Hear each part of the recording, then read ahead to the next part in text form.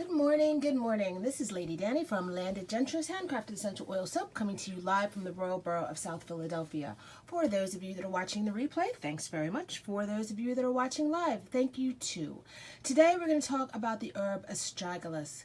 Astragalus is one of the herbs that's been used in traditional Chinese medicine for a very long time. Emperors and just regular people have found benefits. Good morning, Al Gibb, and welcome to your first day on Periscope.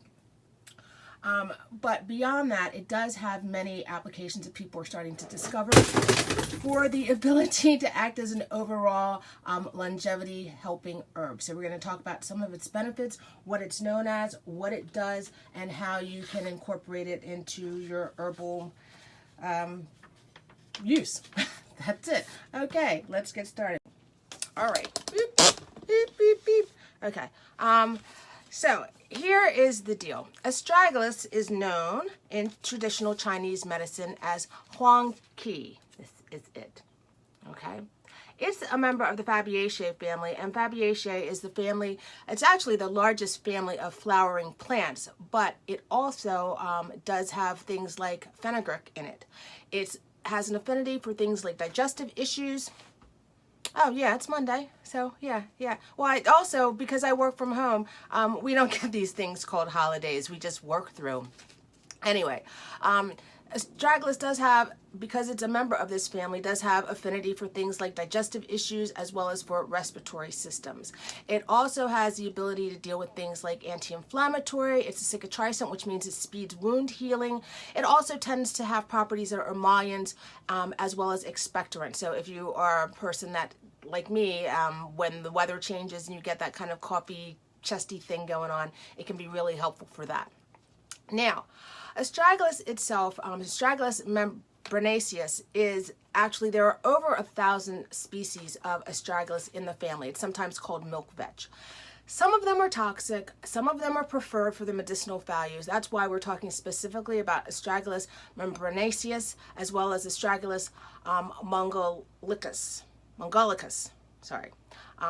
Those two are the ones that are generally preferred in traditional Chinese medicine and if you're doing herbalism. Now, the thing about Astragalus is it actually is, and I can show it to you, it is a root plant, and this is what it looks like in its dried state. It is very, very fibrous. If you are using it to make tea, as I do, make sure that you get a chopped variety of it. The flavor of it is kind of hard to describe. I drink it as a tea, both plain as well as I do sell a mixed blend of it with strawberry leaf as well as a little hibiscus. It has a warm flavor, so there's something like warming, kind of like honey in the background, but you can also use it if you just want to take advantages of its health properties in things like soups. The only thing is, when you cook it in a soup, you're best to take it out because, like I said, it is really toughly fibrous. In fact, it's one of those things that's so fibrous you feel like you could weave a mat from it, and you probably could.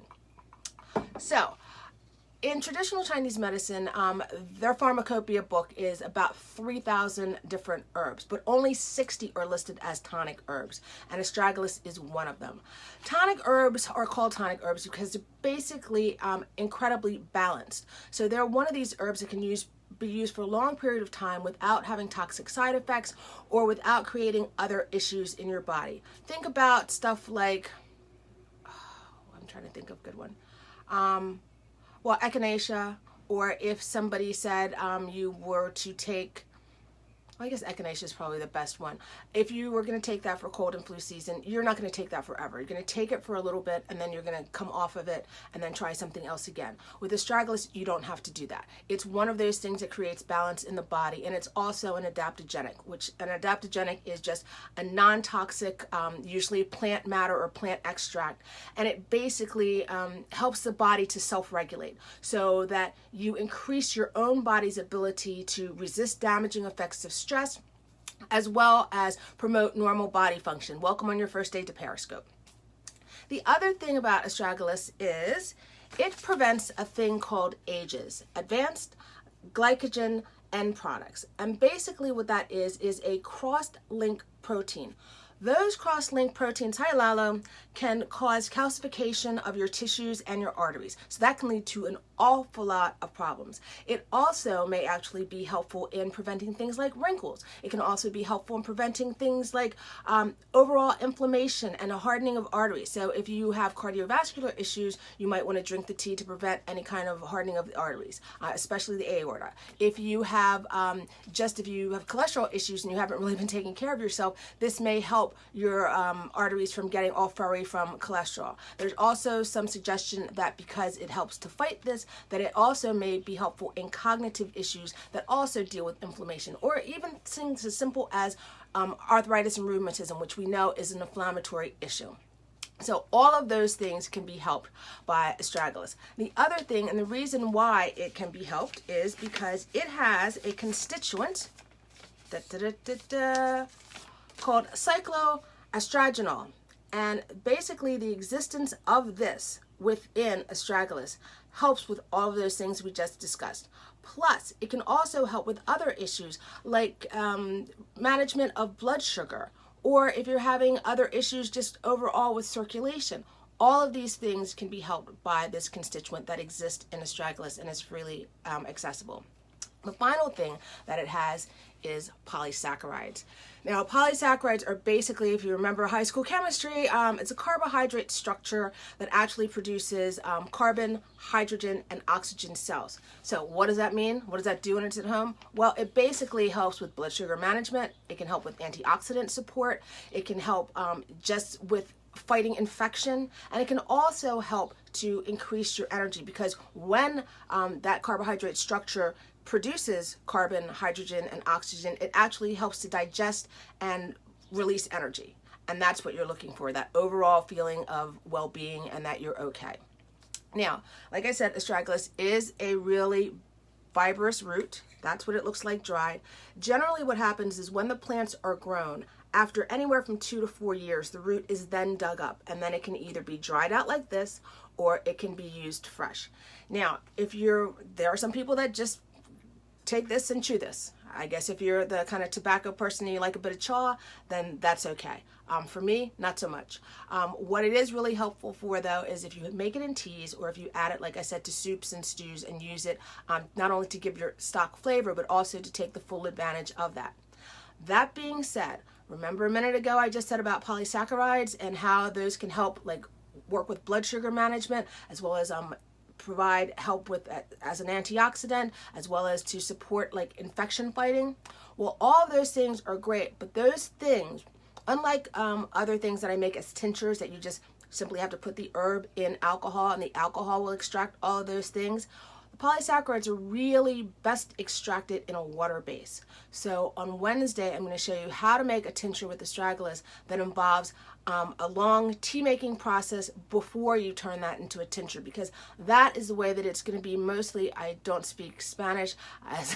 What do they say? If you speak 2 languages, you're bilingual. If you speak 1, you're American. That's what I got. Sorry.